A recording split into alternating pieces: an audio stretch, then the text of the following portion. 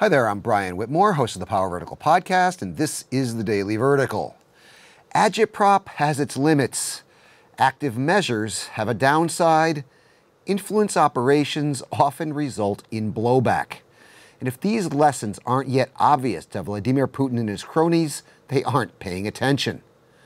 As the sanctions bill currently before the United States Congress starkly illustrates, Russian efforts to interfere in the U.S. election have resulted in a systemic backlash.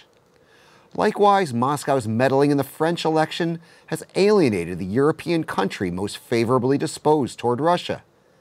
And Kremlin efforts to spread fake news in Germany have turned Moscow's most important trading partner into a staunch critic. And the underlying reason for all this is simple. For all its apparent skill at exploiting and manipulating the vulnerable spots in Western democracy, the Putin regime simply doesn't understand how Western societies work.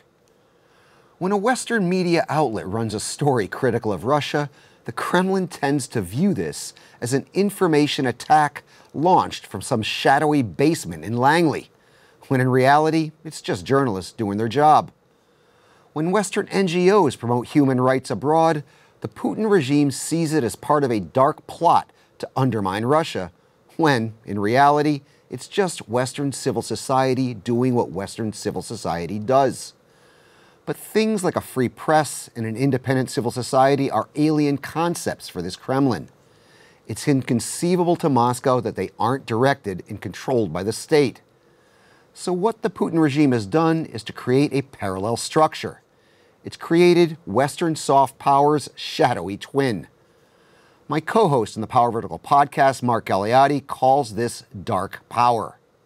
And dark power has its limits. Keep telling me what you think in the comments section, on the Power Vertical's Twitter feed, and on our Facebook page. I'm Brian Whitmore, and that was the Daily Vertical.